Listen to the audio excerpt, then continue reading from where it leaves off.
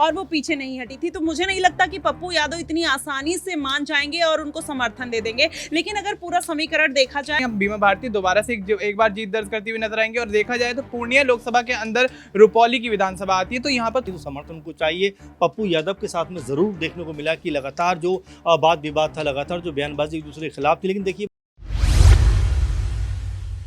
6 बार के लोकसभा सांसद, जिसमें से 4 बार केवल एक ही सीट से जीत करके दिल्ली तक का रास्ता तय किया।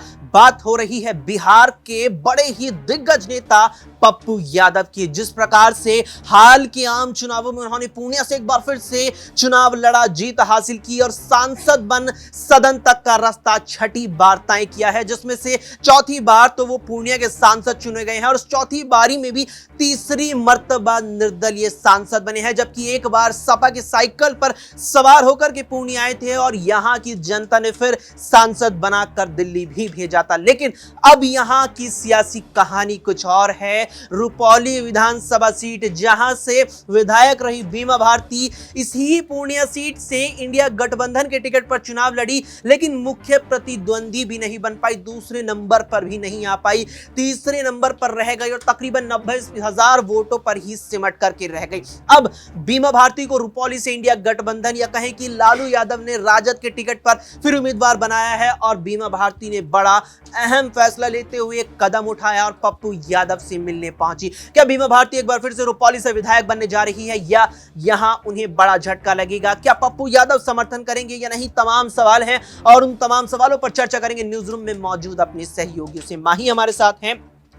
माही, पप्पू यादव लंबे वक्त से चर्चाओं में रहे और खासतौर पर पूरे आम चुनावों में बिहार में हमने देखा, लगातार चुनाव कवर किया आपने भी। यहाँ पर बिहार के कई ऐसी सीटें रही जो चर्चाओं का केंद्र रही, उसमें पूर्णिया सीट भी थी और पूर्णिया का कारण बने पप्पू यादव। अब सियासी कहानी पलट चुकी है। पप्पू यादव केंद्र में नहीं है, लेकिन फिर भी केंद्र में है। कारण है बीमा भारती का उनसे मिलना। क्या पप्पू यादव बीमा को समर्थन देंगे यहाँ?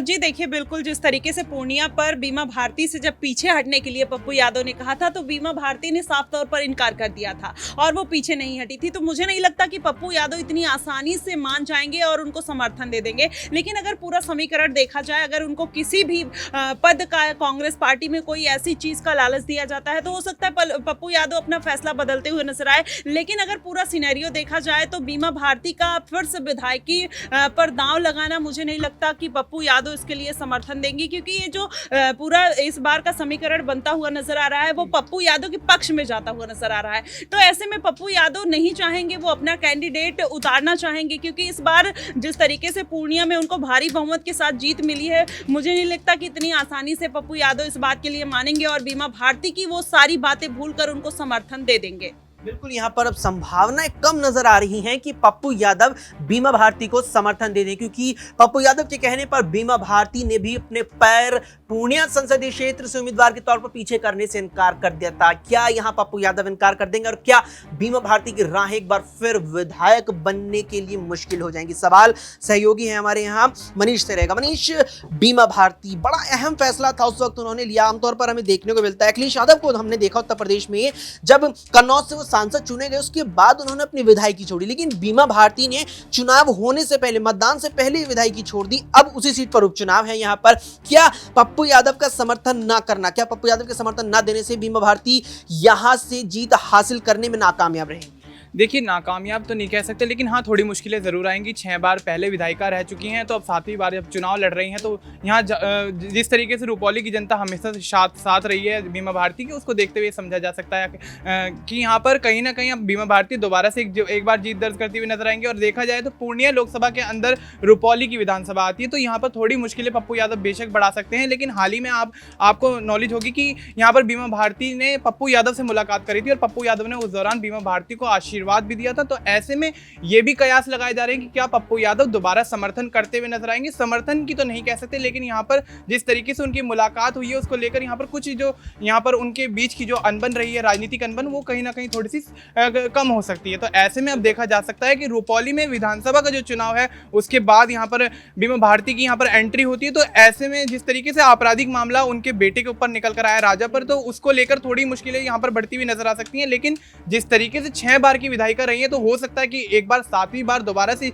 जीत दर्ज करती हुई नजर आए बीमा भारती। यहाँ पर 7वीं मर्तबा भी बीमा भारती विधायक के तौर पर चुनी जा सकती है, लेकिन अब की बार वो विधायक बनने तक का जो रास्ता है उसमें बड़ी अहम भूमिका पप्पू यादव निभाते नजर आ रहे हैं। अमन जी हमारे साथ हैं। अमन जी, जो पुणे को लेकर हमें सारी कहानी देखने को मिली, जो पुणे सीट थी वो इंडिया गठबंधन के तहत कांग्रेस के खाते में नहीं आई, लेकिन पप्पू यादव ने कांग्रेस में शामिल होकर निर्दलीय चुनाव लड़कर जीत हासिल की। इस लिहाज से देखा जाए तो पप्पू यादव अब कांग्रेस के सांसद हैं।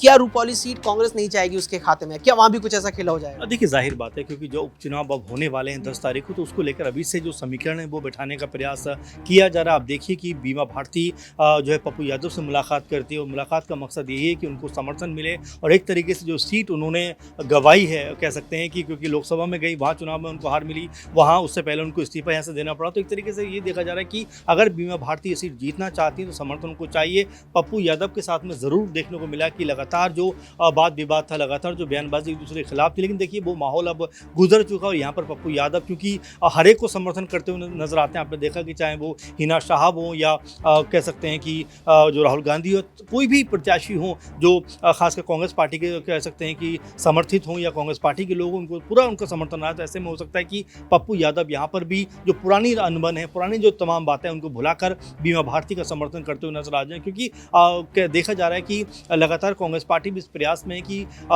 जो इंडिया गठबंधन है वो बिहार के अंदर मजबूत होना चाहिए। तो ये हो सकता है कि पप्पू यादव जो है वो बीमा भारती का सपोर्ट यहाँ पर करते हुए नजर आए। एक सवाल और रहेगा, अगर बिहार को देखा जाए, बिहार उत्तर प्रदेश, हालांकि उत्तर प्रदेश में आम चुनावों में कांग्रेस ने बहुत बेहतर प्रदर्शन किया, लेकिन जब चेहरे की बात आती है, बिहार हमें उन राज्यों में नजर आता है कांग्रेस के लिए जहां उसका जनाधार लगातार कमजोर हुआ है और मजबूत चेहरा भी इतना नहीं है। क्या पप्पू यादव भविष्य के लिए, क्या 2025 के लिए, क्या उसके आगे के लिए बिहार में कांग्रेस के लिए एक मजबूत चेहरा बन सकते हैं? जाहिर बात है, पप्पू यादव को शायद कांग्रेस पार्टी ने इसीलिए अपने शामिल किया था अपनी पार्टी में कि यहाँ पर अगर वो आते हैं तो एक बड़ा चेहरा बन सकते हैं। लेकिन हैरानी इस बात को लेकर हुई कि जिस तरह से वो चुनाव में उतरे, कांग्रेस पार्टी ने उनको समर्थन भी नहीं किया, उनका विरोध भी नहीं किया। तो ऐसे में उनको बड़ा चेहरा बनाने की जरूरत कांग्रेस पार्टी को है, क्योंकि बिहार में कांग्रेस पार्टी के लिए कोई भी ऐसा बड़ा चेहरा नहीं है, कोई भी ऐसा बड़ा नाम नहीं है जो पार्टी की अगुवाई कर सके। क्योंकि पहले के मुकाबले पार्टी बड़ी भी हुई है, 2 से 3 सांसद भी उनके हुए हैं। तो ऐसे में पप्पू यादव अगर कांग्रेस पार्टी में प्रॉपर तरीके से आते हैं, शामिल होते हैं, और लगातार ये बात कही जा रही थी कि पप्पू यादव जो राहुल गांधी की विचारधारा से प्रभावित हैं, अगर वो कांग्रेस पार्टी में आते हैं तो यहाँ पर कांग्रेस पार्टी मजबूत हो सकती है, और साथ में आने वाला जो विधानसभा चुनाव है उसमें एक बड़ी भूमिका में कांग्रेस पार्टी आ सकती है। क्योंकि आपको याद होगा पप्पू यादव ने यही बात कही थी कि मैं 40 की 40 सीटों पर बिहार के अंदर कांग्रेस पार्टी को मजबूत करना चाहता हूं। कांग्रेस पार्टी को मजबूत करना चाहता हूं, और 40 सीटों से पहले अब प्रदेश की 243 विधानसभा सीटें हैं, अगले साल मतदान होना है। क्या पप्पू यादव यहां कांग्रेस का मजबूत चेहरा बिहार में बनेंगे? ये तो सवाल रहेगा ही, लेकिन सवाल ये भी है, क्या पप्पू यादव बीमा भारती का समर्थन करेंगे? क्या उनके समर्थन करने से बीमा भारती अपने राजनीतिक करियर में 7वीं मर्तबा विधायक बन पाएंगे? इस पर क्या मानना है आपका, क्या राय है? कमेंट बॉक्स में कमेंट करके जरूर बताएं। फिलहाल के लिए इतना ही। देश दुनिया की तमाम खबरों के लिए देखते रहें SPN9।